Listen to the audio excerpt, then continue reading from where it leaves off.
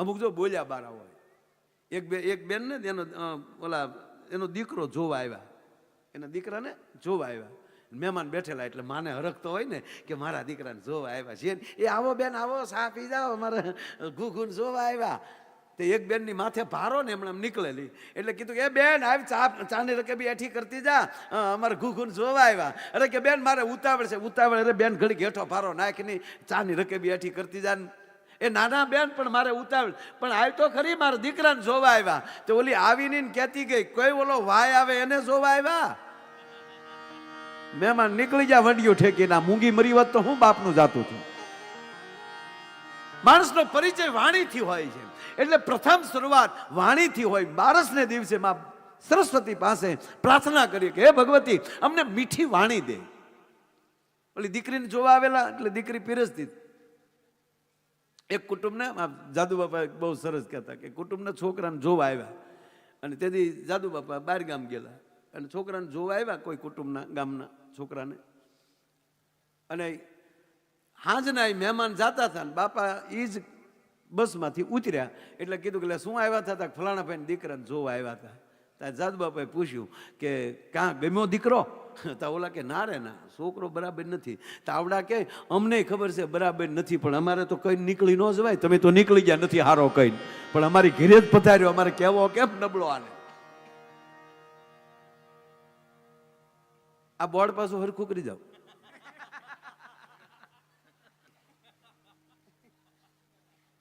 ક્યાં ગયા? મને સહેજ મોનિટર આપજો ભાઈ. આ બોર્ડ કરી જાવ ને સારું. ક્યાં હેઠું પડી ગયું? હા દાદા. એટલે પ્રથમ વાત મૂળ વાત ઉપર આવું. એ તો ઓલા દીકરાને સંબંધ કર્યો હતા કે હામાવાળા કેવા છે? કે આપણી સેવા છે. તોય દીકરી દીધી. ઝીણા ઝીણી વાતો. હા હા, માણસનો પરિચય વાણીથી થતો હોય. એટલે પ્રથમ પ્રાર્થના છે વાણીની. બારસને દિવસે મા સરસ્વતી પાસે એટલું માગવાનું કે હે મા અમારી વાણી મીઠી દે, અમારા શબ્દમાં મીઠાશ આવે. કોયલ શું બોલે આપણને ખબર નથી બા. કોયલ શું કે ખબર નથી, પણ એનો ટોંકો મીઠો લાગે કે હજી બોલે તો સારું, હજી બોલે તો સારું. એ શું કહેતી છે ખબર નહીં, શબ્દો નથી સમજાતા. આપણને શું ખબર? દેતી હોય અવડી અવડી. આપણે આંબા હેઠે ખાટલો રાખીને હુવા જઈએ ને આંબાની ડાળે બેઠી હોય અને કું કહેતી હોય તેમ કહેતી હોય અહીંયા મીર્યો વાહે કું. મોરલો શું કહેવા માંગે છે ખબર નથી, પણ મોરનો ટંકો મીઠો લાગે છે. ઘોડિયામાં ઘૂઘવાટા કરતું બાળક શું કહે છે સમજાતું નથી, પણ એનો ઘૂઘવાટો મીઠો લાગે. એટલે જ હંમેશા લગ્ન ગીતમાં પણ કન્યાને કોયલ કીધી છે, વરરાજાને મોર કીધો. વરરાજાને મોર કીધો. શું કામ? મોરમાં દુનિયાનો કોઈ એવો રંગ બાકી ન હોય કે મોરમાં રંગ ન હોય.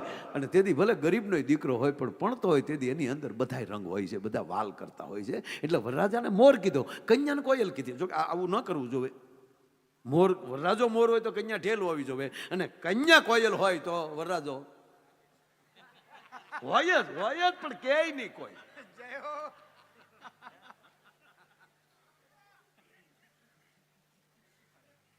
મને હમણાં એક ગીત સમજાણું દાદા. કિરીટભાઈ આપણે લગ્ન ગીત જે સૌરાષ્ટ્રમાં ગાય એમાં કહે મોર જાજે ઉગમણે દેશ, મોર જાજે આથમણે દેશ. આ ઉગમણું ને આથમણું શું કામ કીધું?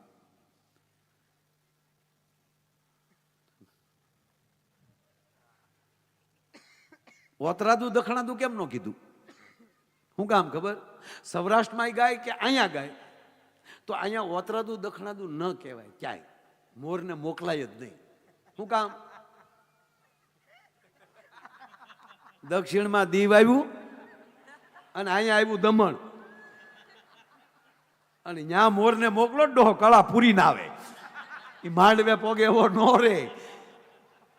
એટલે પહેલેથી કીધું કે ઉગમણો આથમણો જાય છે. શું કામ? આથમણો મારો દ્વારકાધીશ છે અને ઉગમણો મારો અયોધ્યા આવ્યું છે સાહેબ, મારું જગન્નાથપુરી પણ આવ્યું છે. એટલે બે જગ્યાએ જ વરરાજાને ભલામણ કરી, બાકી ભાળ ગયો ઓતરા દો દખણા દો. આ ઉત્તરમાં ગયો તો આબુએ સીન બેઠો હોય.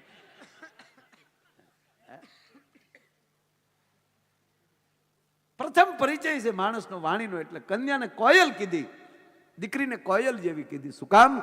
બોલે પણ દેખાય નહીં, એવું બોલે કે મીઠું લાગે. એમ ઓરડામાં દીકરી બોલી હોય તો સસરાને એમ થાય કે હજી દીકરી બા બોલે તો બહુ સારું, પણ અમુક અમુકને કહેવું પડે, હારો મર્યાદા મૂકી દેવો.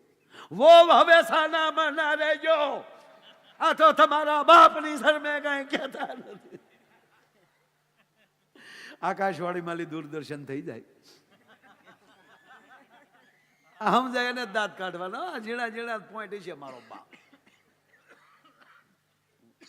આ એક જગ્યાએ કીધું મને કે આકાશવાણી દૂરદર્શનમાં ફેર શું?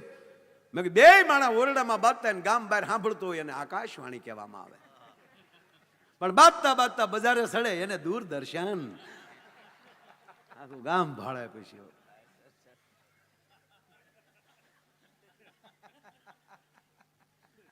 સારું છે એ સમયમાં મોબાઈલ નહોતા. બારસને દિવસે, મૂળ વાત હજી બારસ જ છું. બારસને દિવસે વાણી, અને જેની વાણી પવિત્ર થાય એટલે લક્ષ્મી આવ્યા વગર ન રહે. એટલે તરત ધનતેરસ આવે. અને ધનતેરસને દિવસે માં લક્ષ્મીની ઉપાસના કેવલ લક્ષ્મીની ઉપાસના નથી, લક્ષ્મી નારાયણની ઉપાસના. અને લક્ષ્મી આવે એટલે હારો હાર કોલગેટ આવે, બ્રશ ફ્રી આવે. સંપત્તિ આવે એટલે ઈર્ષા આવ્યા વગર નહીં રહે. જ્યાં લખો હોય ત્યાં લખી લેજો. એક સમય એવો હતો માણસમાં ઈર્ષા નહોતી. શું કામ? એક જ હરખ્યા માવું નહીં ઓઢણા, એક હરખ્યા પુરુષ નહીં પાણકોરું, એક હરખ્યું. પણ જ્યાં સંપત્તિ આવે એટલે દેખાદેખી આવ્યા વગર રહે નહીં. ઈર્ષા થાય તો જ કકળાટ થાય. ઘરમાં કંકાસ અને કકળાટનું કોઈ કારણ હોય, ભલે બાપ દીકરો હોય, પણ દીકરાનું નામ મળે થવા તો ઘડીક બાપને કુછ કુછ તો હોતા હૈ. એ તો સુદામો રાજી થાય, ભાઈ ભાઈ કૃષ્ણ ભાઈ. હે, દ્વારકાથી બાપુ નીકળે ને દ્વારકા જવા માટે. મહાભારતના બે ભૂદેવો, એક ગુરુ દ્રોણ, ઈ એના મિત્રને ન્યાય, એને જ એના પત્ની જ કહે છે કે અસ્વસ્થામાં દૂધ પાવા માટે નથી ઘરમાં. તમારા મિત્ર દ્રુપદે તમને કહેલું કે તમે યજ્ઞ કરો ને યજ્ઞના ફળથી મને રાજ મળશે તો હું તમને અડધું રાજ આપીશ. એને બદલે ભૂલી ગયા છે, માટે જઈને તમે યાદી કરાવો. ત્યાં માંગણી કરી છે, લાલચ છે. હજી ત્યાં પહોંચ્યા નથી, પેલા ફળની વાત છે. એટલે કૃષ્ણ કહે ફળની આશા ન રાખ, દુઃખ થશે.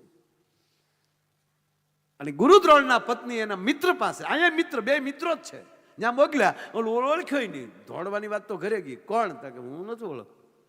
ઘણા એવા હોય, ઘણા એવા હોય. આપણે ત્યાં જઈ આવો આવો, નકર આપણે એના બાપાના દાડાનો પ્રોગ્રામ કર્યો.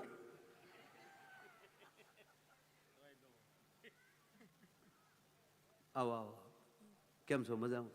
ઓળખાણ નથી પડી? આમ થોડું થોડું ઓલું થાય છે એટલે આપણે થોડું થોડું થાય ને તો એ પેલા નીકળી જવાય ગપ દઈને પાછું. આપણે દ્રુપદ ન ઓળખ્યા. અને એ જ રીતે એક ગોરાણી એક બ્રાહ્મણને કહે છે કે તમારો મિત્ર દ્વારકાનો નાથ છે, સોનાની નગરીનો રાજા છે, એની પાસે જાઓ ને. તેથી બ્રાહ્મણ એમ કહેતો હોય કે દેવી માફ કરજો, હું ન માગવાનું નિયમ લઈને બેઠો છું, મારું વ્રત તૂટે કે ના, હું તમને માગવા નથી મોકલતી, મળી આવો. એને ખબર છે પારસમણી પાસે પહોંચી જાય, સૂર્ય ઉગી જાય પછી એના ડંકા ન વગાડવા પડે, સાવધાન, આંખું ધીરે ધીરે ખોલજો, સૂર્ય ઉગ્યો છે. હું એમ નથી કહેતી કે તમે ત્યાં માગવા જાઓ, કે પણ દેવી એનાથી હું એક વેત મોટો છું, મારે ક્યાંક લેતું જવું પડે. અને આજ મારા ઘરમાં દીધા જેવું નથી. જેની અંદર દેવાની ભાવના હોય ને ત્યાં અખિલ બ્રહ્માંડનો માલિક પછી કીધા વગરનો દઈ દેતો હોય સાહેબ. હે, અને એ જ સુદામા જદી મળવા જાય વાત એટલી છે કે અહીંયા જ્યારે કોઈ પણ વ્યક્તિ જ્યાં લાગણી અને અંદર ઈર્ષા જ્યારે પેદા થાય એટલે કકળાટ આવે.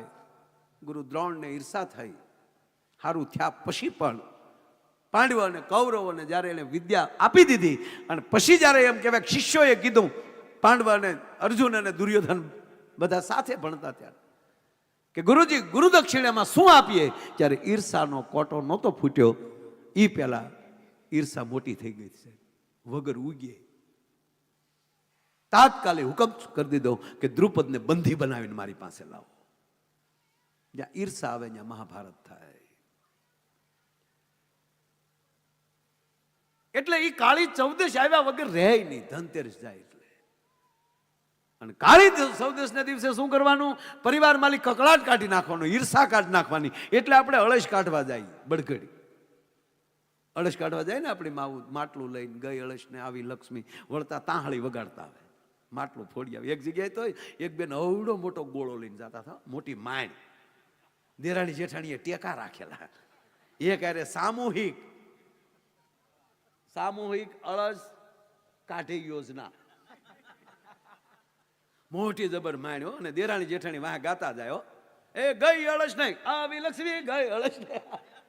કોકે કીધું ક્યાં જાવ? તા કકળાટ કાઢવા. અંદર ડોકાળા તા હા હું બેઠા હતા.